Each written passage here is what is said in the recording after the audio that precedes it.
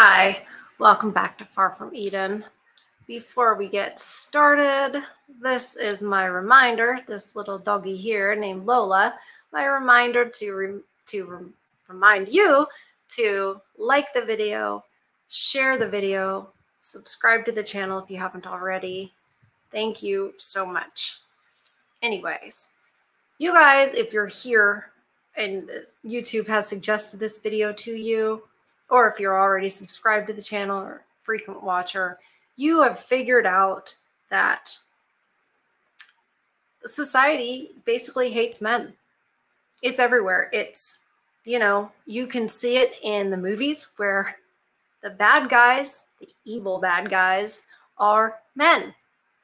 If the bad guys are women, well, they're actually sort of the heroes in a way. We can understand their story.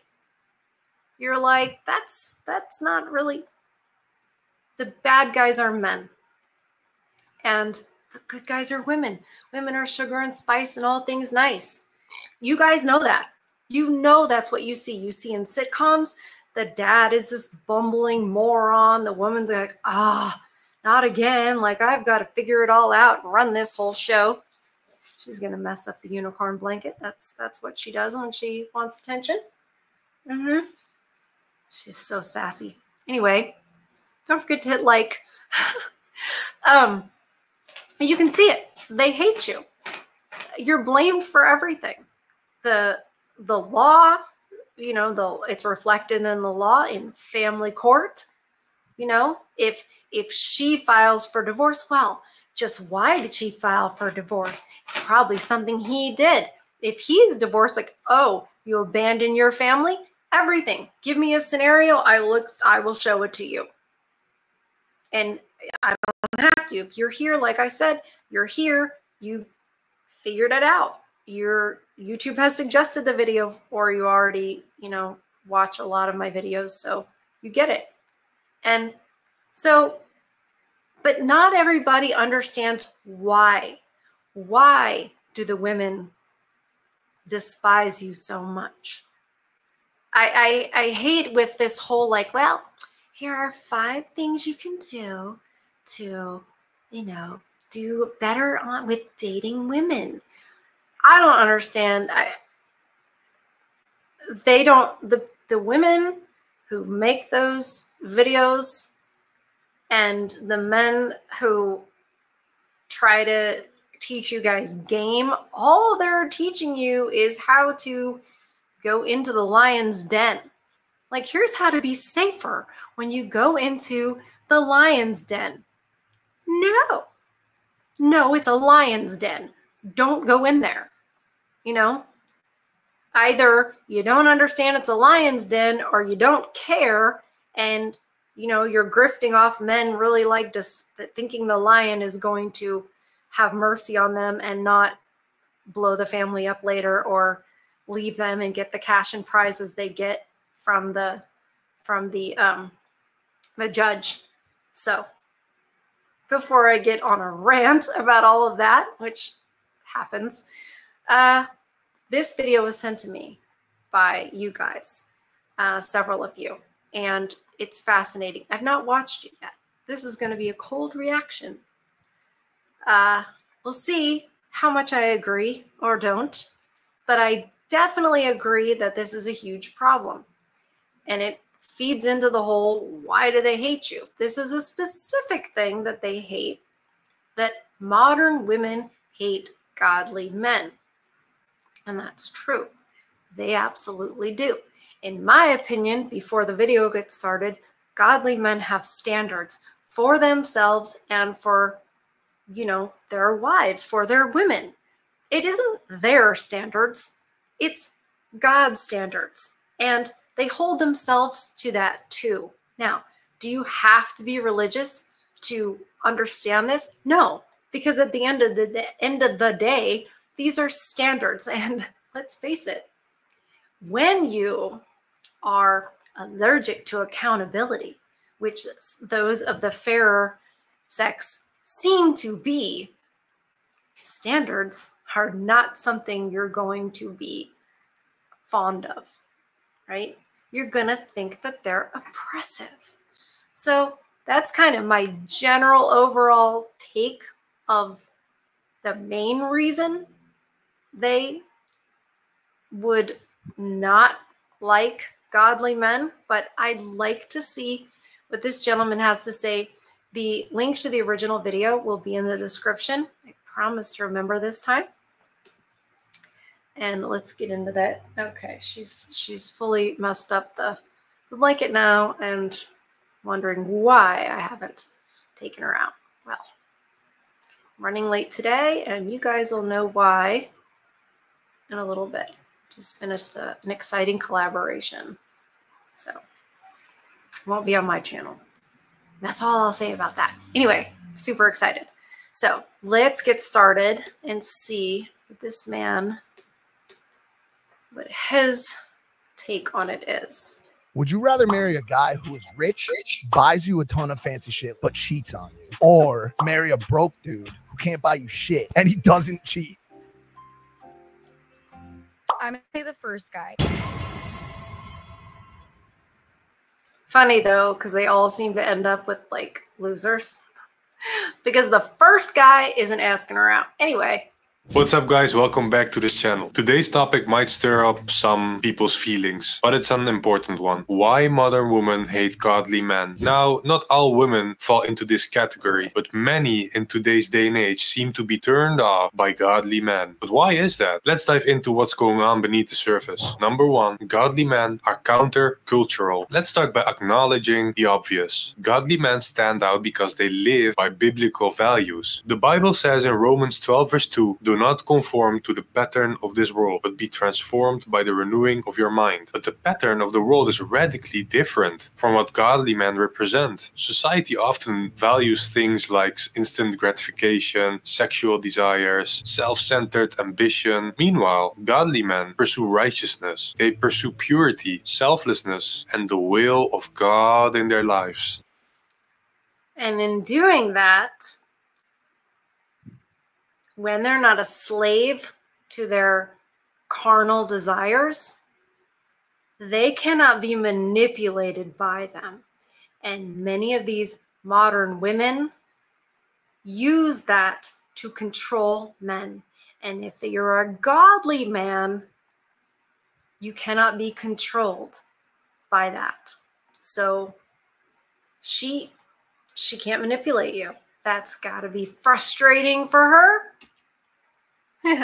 Because of this, modern women, particularly those who embrace today's cultural values, might see godly men as out of touch or even judgmental. The way a godly man conducts himself, avoiding the hookup scene, respecting boundaries, and placing God above anything else in life can seem very strange for those women in today's world, and especially in today's dating world. Number two, godly men won't compromise on purity. One of the biggest reasons modern women struggle with godly men is because godly men have big and hard standards for all these things, for things like sex. You know, they don't do that before marriage, and they don't give it away for someone that's not their wife. Ephesians 5 verse 3 says, but among you there must not be even a hint of sexual immorality. Godly men live by this. And that's a huge contrast to what today's culture promotes. In today's hookup culture, women are used to men who participate in those casual flings. But a godly man is not interested in that. He's looking for a meaningful, Christ-centered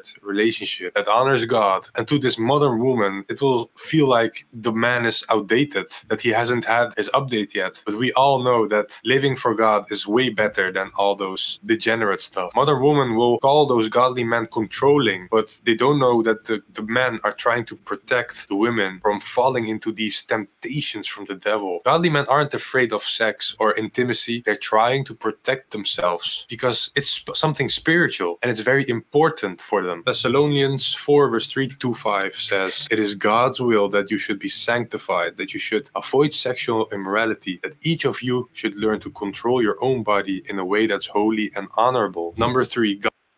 Hold on. Yes, she is going to understand that if she has a high body count, she's going to feel like, oh my God, you're judging me, right? And it's like, well, no, It's not that. It's that there's a standard. And when you have all that immorality in your past, yes, Christ can forgive you. Absolutely. However, the consequences are real and it's going to come into your relationship. This is why you cannot turn a 304 into a housewife. That's why that rule is true. It's why, even if we're going to believe that she's like, oh, I shut down my OnlyFans, and I'm taking the most extreme example, but even if she's, just kind of had a, rode the carousel through her college years, still same thing.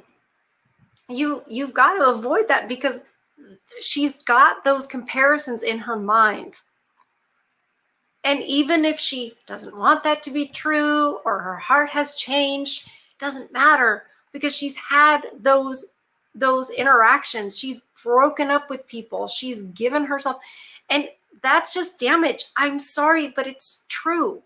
I'm sorry that whoever lied to those women and convinced them that there aren't going to be any consequences for those things, that's a lie. It's a lie. And I'm sorry that you fell for it. I'm sorry that you had those things. But at the same time, there are consequences. And a godly man does not want to bring that into a marriage because you come with all your baggage. You just do. He doesn't have the ability to sanctify you. He doesn't have the ability to wash you clean.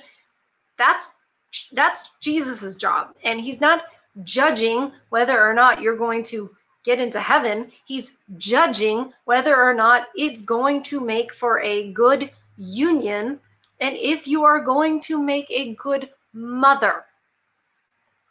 And I know they're going to be like, well, are you saying that I can't be as good of a mother if I've been promiscuous in the past? Yeah, I am. So if I were to say, if there's a man and he's, I don't know, was a gangbanger and he sold drugs all through his 20s, are you saying that he's not going to be as good of a father?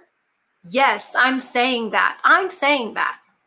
And you probably, the feminists, can see it. I'm sure there's a million examples. You could be like, well, I don't think that would make a good father. Well, I don't think that would make a good father. But do you ever notice there's nothing we're allowed to say that you can say, well, I don't think that would make a good mother, because you're just supposed to accept all of it. And you men are being told you should just accept all of it and be thankful for it. No, you shouldn't. And the ones who say, no, I won't, are the ones who are godly, because it isn't their standard, it's God's standard. And they've said, look, I have figured out that I am not the one that is the all-knowing person. It's funny that they think that the patriarchy is all about oppression and control, when in reality, the patriarchy is God, and these men answer to him. So they're not like, I'm in charge of everything, and that's just not the case. It's not the case. It's a lie. It's a lie brought by feminism. Feminism is very anti-God. So as soon as you say to yourself, well, I'm not a Christian and I'm not a this. However, do you understand that you share the same enemy? Do you understand that feminism is the enemy of God, and that there's a reason they hate God and they hate all of that, and they also hate you? I'm just saying, a lot of people have realized that there's some truth to this God stuff and this Bible stuff, because they've seen the evil that the state the evil lies that the state propagates. And you clearly see how bad feminism can be and how much they hate men. Well, guess who also hates men? Satan. So anyway, you can take that or leave it, but I'm just saying, like, don't just discard it. And if you do immediately discard it, think for a second, why would that be? Who's programmed you? You're so programmed to think that God is something that gets you're brainwashed to believe, and we're all brainwashed. And it's like, do you know you're brainwashed by the state to think that way? Just saying. Godly men are strong leaders, not passive. Another reason some modern women don't resonate with godly men is because of their strength in leadership. Godly men are often very masculine men, and they try to lead their woman through life. True. That's what God asks from us. We have to be the head of the family. It's Christ, the man, the woman, the kids. Ephesians 5 verse 23 says, "For the husband is the head of the wife, as Christ is the head of the church." A godly man is decisive, intentional, and leads with purpose. But modern culture... This is so interesting because, let me make sure I'm not covering up the picture. Because this whole oppression thing, this patriarchy thing, right? Do you understand the responsibility placed on men? And this is a big reason why a lot of MRAs, men's rights groups, hate the whole idea of Christianity, because they're like, well, yeah, but it puts all this responsibility on men. It also puts responsibility on women too. They don't realize that because they're thinking 20th century Christianity, where not that much was asked of women. But historically, we are supposed to bring value to the man, the value that a woman can bring. We're not supposed to bring the value of a secondary man, like a second income, a second career. Career is a 20th century invention, okay? So you got to think outside all of those structure, all that structure that the state has made you think is natural and is not. So look at these women. Look at just her face. It's just like Jezebel. Anyway, I lost my train of thought just looking at Jezebel here. Anyway, I'll pick it up again. Yeah. You got to be careful. They're pretty for a reason. Don't ever think that demons just show up gross and ugly, okay? Because that's not how temptation works. Temptation seems like it's going to make you feel good and it's going to end well. And guess what? It's probably not. Often promotes independence for women, to the point that godly men are seen as some toxic masculine community, which they are not. The Bible even says that we have to treat our... Oh, sorry. Yes, I was talking about the responsibility placed on men and how MRAs think, oh, well, that's oppressive for men. No, because women are supposed to bring the value. And men actually, when they're supported by their women and they're called to a higher purpose by God, that is where they find purpose. That is where they are happy. And this is it. This is why men are so lost and so, looking for meaning and feeling unloved, because you are unloved. But this is a responsibility for men. They are not just like, I'm gonna oppress you and I'm gonna reap all the benefits. No, this is something that they have to do. This is a responsibility. They're not, women look at it like, oh, look at all the glory you get. Look at your easy life. You guys know the story of that chick? I shouldn't laugh. It ended tragically, but she decided to live like a man for, sorry, I have to reposition. Live like a man for a year or whatever. And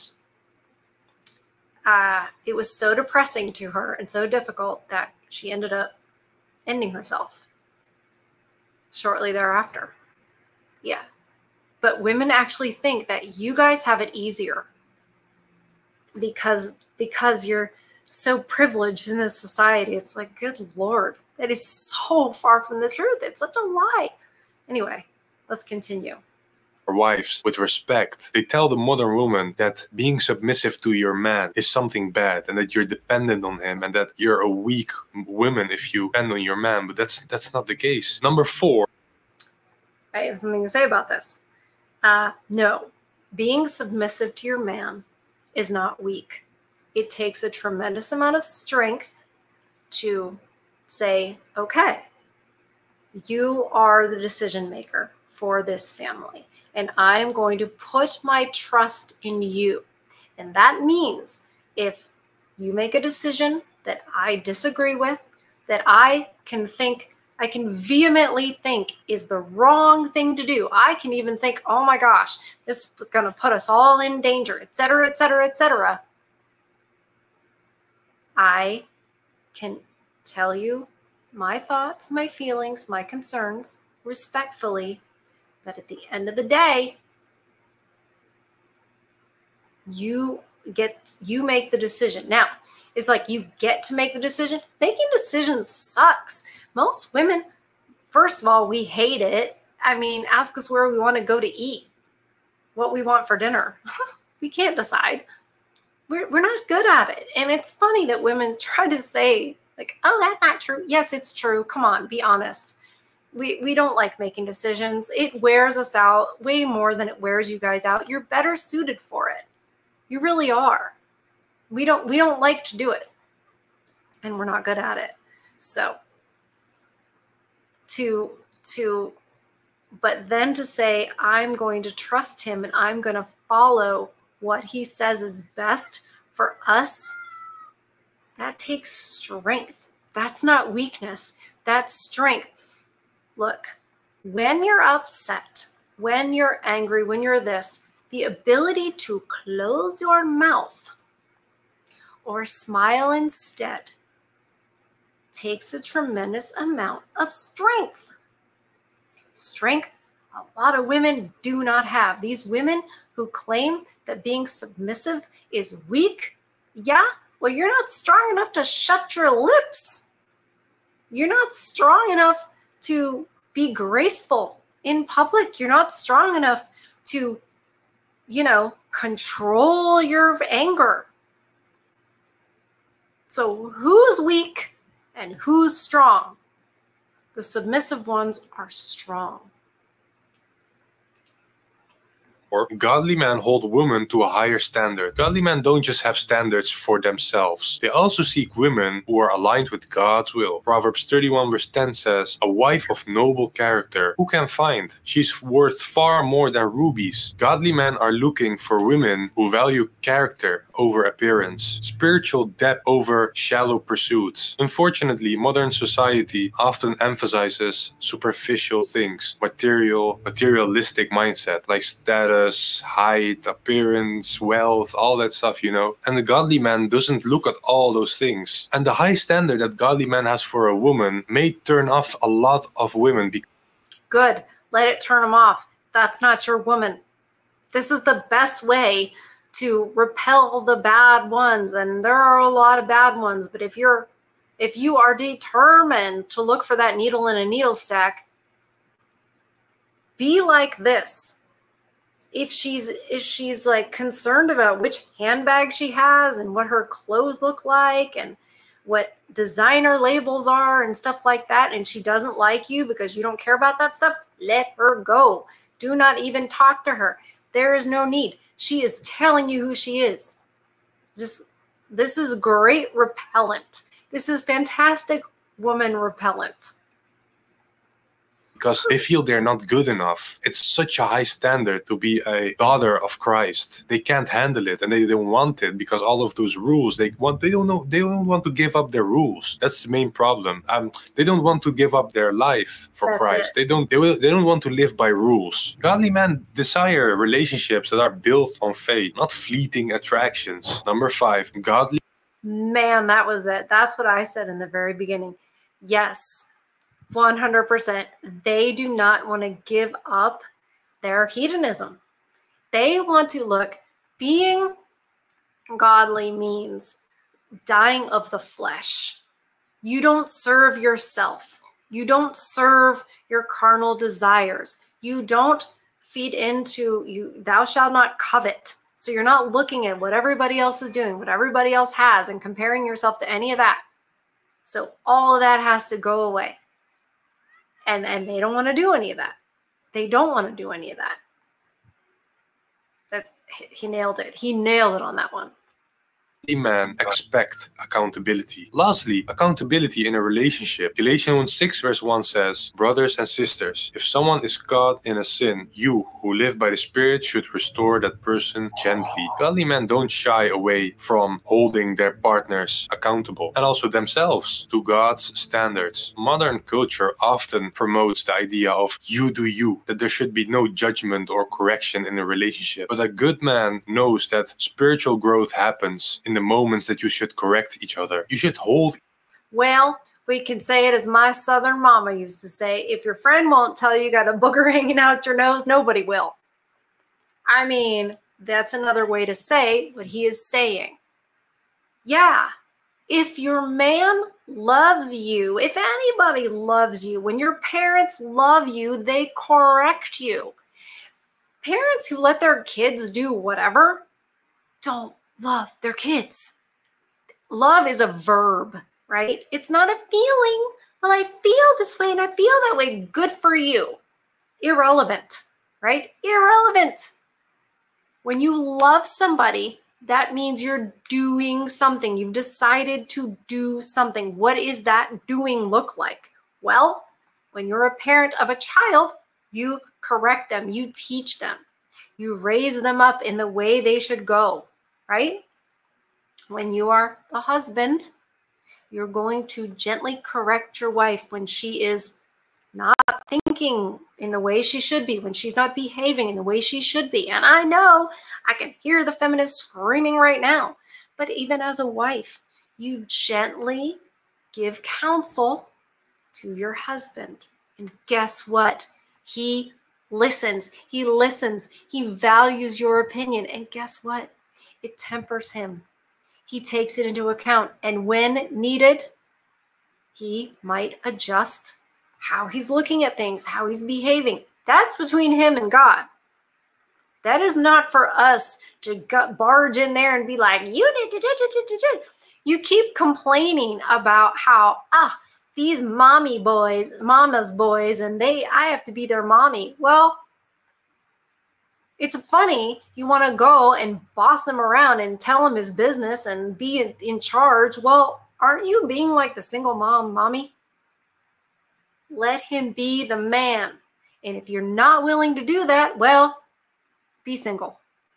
Or I guess find yourself some ungodly man and be roommates or whatever. But it doesn't work. It doesn't work.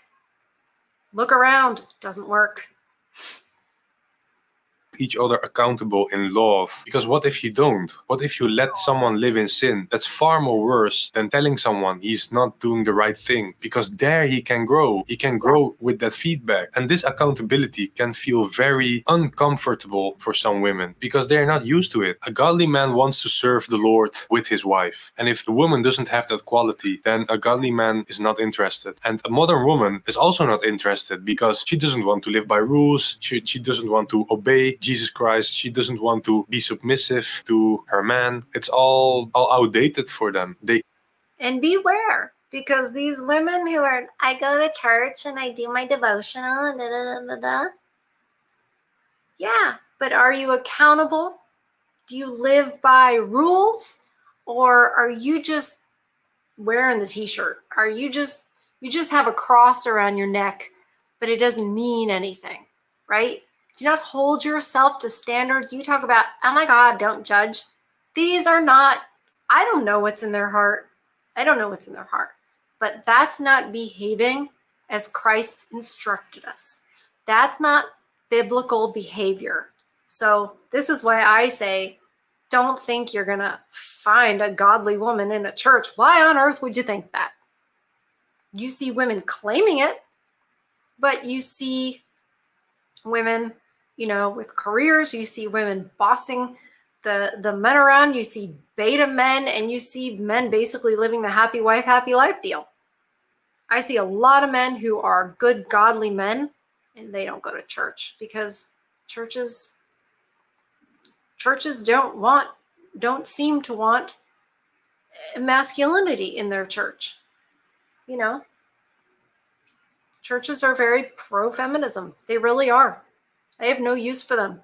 No use for them. I think they've been They've been hijacked. They were hijacked a long, long time ago. And feminism did get into the seminaries a while ago. I haven't done all the research on it, but I know that that's the case. So no, thank you.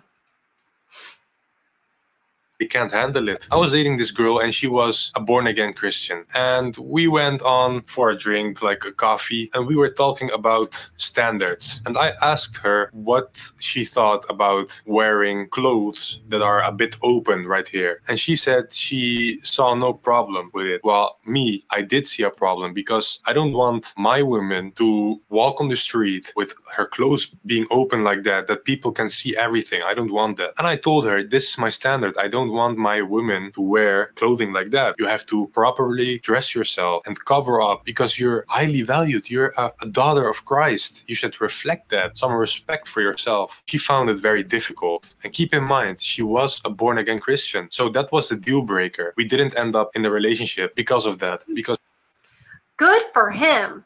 Good for him. I am like, I agree with him. I 100% agree with you. Dude, yeah, we're supposed to be modest. Honestly, the more I look at it, and I am not living by this, and I feel convicted by it, but I'm looking at it and I'm like, you know what? I understand why the Amish and the Mennonite women wear dresses. And I think to myself, I don't think we're supposed to be wearing jeans. And it was just my mother's generation. She graduated in the early 1970s. My mother's generation where it was kind of scandalous for women to wear jeans. Because it makes sense, because jeans are skin tight pants, you know, and you remember that country song. Well, most of you won't remember it, but there was a country song. Lord have mercy, baby's got her blue jeans on. Sorry, that's my characterization of like an old country song. But Lord have mercy, baby's got her blue jeans on. And there was a reason that song was like, ooh, uh-oh, because girls dress like a 304, and it's not something we should be celebrating. That's a whole different topic about how promiscuity was injected into country music, which was the most popular music in the 50s, 60s, 70s. Anyway, I think that song was from the 80s, but yeah. So I kind of think we're probably supposed to be wearing long dresses. Honestly, I think the Victorian age was probably the last time women were appropriately dressed. And that was, you know, turn of the 20th century. So like 1900s. But yeah, nowadays, like leggings are like, they're skin tight. You know what somebody looks like naked when they're wearing leggings. People walking around with like a sports bra as a top.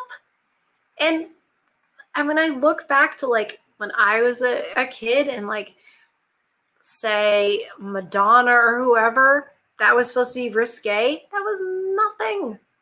You can go to Starbucks and see somebody dressed more skanky than that. So good for him for saying that. And that's going to weed out a lot of them. Harder for a woman to disappear and reappear on the hot, crazy matrix when they are starting at thinking that like leggings are inappropriate. And you see what I'm saying? So it's harder for them to reappear somewhere in 304 land if they're starting out with, no, I definitely don't think that women should dress like that. I don't think women should behave like that. If they've already resisted feminism to that degree, that is a relatively safer place to start from. I think I feel safe saying that. Like, still don't think it's safe out there, but there are ways to be safer, and that is a way. And getting rid of a bunch of women by behaving the way this man is saying is the best way. Because that was my standard, and she didn't want to be submissive to that. She was not agreeing with me on that, and God bless her. I hope she's doing great right now. But you know, that's something that should be normal. You should cover up. You should not walk on the street with tight pants on, with open clothing. That's not how. If Jesus was in front of you, would you wear those things? No. And this is also a big issue modern women hate godly men for, because godly men are holding them accountable. They're telling, don't wear those clothes. You're making men lust over it. But with that being said, thanks for watching this video. Give me a like, subscribe to this channel if you want to see more. Excellent. Excellent video. We need more of this content in the world and more of this truth. Because like I said, if you're still here and you don't believe in God, well, good for you for staying this long. But don't you see that what he is saying is true? That all of this ungodliness has led to men being treated the way they're treated, and it's led to this 304 culture. You don't have this 304 culture in a godly society. You don't. Just saying. Anyway, yeah, he's 100% correct. Keep on being godly. Keep on having your standards. Don't bend those standards because she's pretty. Don't bend those standards because, oh, well, you know, she's learning and this is part of her journey. No. Nope. Nope, nope, nope. You need to look at these women like, would they be a wholesome mother for your babies? Not, is she going to be exciting in the bedroom? That's not good, not helpful. Sorry, have my window open. I just realized, like, oh yeah, I forgot to close the drapes. But anyway, it's fine. Welcome to my living room. Anyway, yeah, you guys, what a great video, and what truth, what absolute truth. And you know, keep seeking truth, and you will find God. Sorry, Lola was snorting. Oh, thank you, Lola. Don't forget to hit the like button, subscribe to the channel, share the show with friends, family, feminists. I'm going to reach out to these feminists. I'm going to convince some of these women who think they're not feminists but are living like they are. I'm going to get them. I'm going to convince some of them, not all of them, but one at a time. Anyway, thank you guys for joining me. Don't forget to feed your souls. Don't forget to protect your peace. I love you guys. I'll see you on the next one. Bye.